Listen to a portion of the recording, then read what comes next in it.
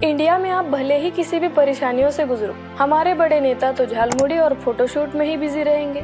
अगर वो जलता हुआ मणिपुर हुआ या फिर छत्तीसगढ़ की चिता पर लेटी हुई औरतें, नेताएं तो बस नौका विहार और हाथ में कैमरा पकड़ खुद की ही शॉर्ट रील बनाने में बिजी होंगे। Hello, it's me your info partner and you watching daily ज्ञान।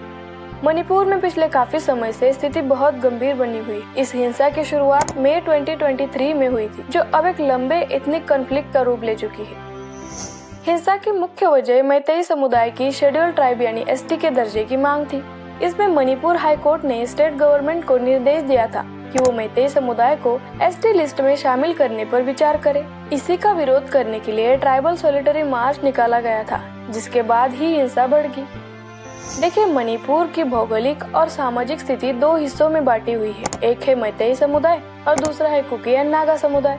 मैतेई समुदाय के लोग मुख्य रूप से इम्फल वैली यानी घाटी में रहते हैं। अब ये संख्या में तो ज्यादा है, लेकिन राज्य की सिर्फ 10% जमीन पर ही रहते हैं। दूसरा है कुकी एंड नागा समुदाय। ये लोग पहाड़ी इलाके यानी हिल्स में रहते हैं। इन्हें एसटी का दर्जा मिला हुआ है और ये राज्य की लगभग 90% जमीन पर फैले हुए हैं। सिर्फ एसटी दर्जा ही नहीं, इसके पीछे और भी कई गहराई से जुड़े कारण हैं। मैतेई लोगों का कहना है कि वो पहाड़ों पर जमीन नहीं खरीद सकते, जबकि ट्राइबल लोग वैली में रह सकते हैं। मणिपुर की बॉर्डर म्यांमार से मिलती है और मैतेई समुदाय का मानना है कि म्यांमार से इलीगल माइग्रेंट आते हैं, जिससे डेमोग्राफी बदल रही है। इस जन आक्रोश से अब तक 200 से भी ज्यादा लोगों की जान जा चुकी है और हजारों लोग बेघर हो चुके हैं। घाटी और पहाड़ों के बीच बफर जोन बन गया है, जहां सेंट्रल फोर्सेस जैसे आर्मी, असम राइफल तैनात है।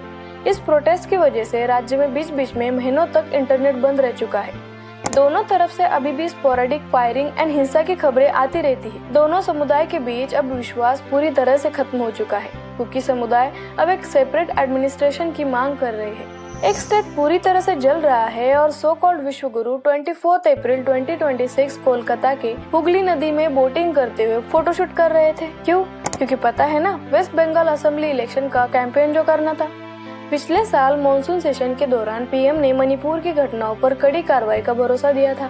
इसके बावजूद भी हाल ही में मतलब अप्रैल 2026 को मणिपुर में फिर से हिंसा भड़की है, जिसमें कुछ मासूम बच्चों की भी जान गई है। इसी दौरान एक बड़ी समस्या भी निकल कर आई है कि वेस्ट बंगाल में इलेक्शन की वजह से मणिपुर से लगभग 8500 सेंट्रल फोर्सेस को हटाकर बंगाल भेज दिया गया है। इस सिक्योरिटी वैक्यूम की वजह से मणिपुर में हिंसा फिर से बढ़ गई है, जो लोगों के गुस्से का एक और बड़ा कारण बन चुका है। अप्रैल 2026 में इम्फल में हजारों वुमेन्स ने टॉर्च रैली निकाली। उनका गुस्सा उन बच्चों की मौत के बाद और भी बढ़ गया है, जो हाल ही में एक बॉम्ब धमाके में मारे गए। वहाँ की महिलाएं मुख्य रूप से सुरक्षा, एनआरसी यानी national register of citizens and हिंसा को रोकने की मांग कर रही है। देश के एक हिस्से को जलते हुए छोड़कर पीएम का असली फोकस तो election campaign and West Bengal की पॉलिटिक्स पर ज्यादा रहा है, जिसे लेकर लोग काफी नाराज हैं। देखिए, मेरे हिसाब से तो पीएम को खुद मणिपुर का दौरा करना चाहिए। सिर्फ होम मिनिस्टर के भरोसे ना रह डायरेक्ट इंटरवीन होना चाहिए। पॉलिटिकल डायलॉग शुरू होने चाहिए ताकि मैतेई एंड कुकी समुदाय के बीच का गैप कम हो सके। मणिपुर को अभी सिर्फ सुरक्षा की ही नहीं, बल्कि एक इमोशनल हीलिंग और ठोस राजनीतिक समाधान की जरूरत है। देखिए, मैं किसी एक व्यक्ति को टारगेट या क्रिटिसाइज नहीं कर रही, पर अगर आप ही सोचे ना, जब देश का एक हिस्सा हर रोज जल रहा हो और बाकी के कई हिस्सों में लोग अपनी ही चिता पर बैठकर प्रोटेस्ट कर रहे हो, तो क्या देश के नेतृत्व को ऐसे ही सिर्फ फोटोशूट करके रील बनानी चाहिए? आपका क्या मानना है? कमेंट्स में जरूर बताएं। Until then, subscribe for more. Many thanks for watching.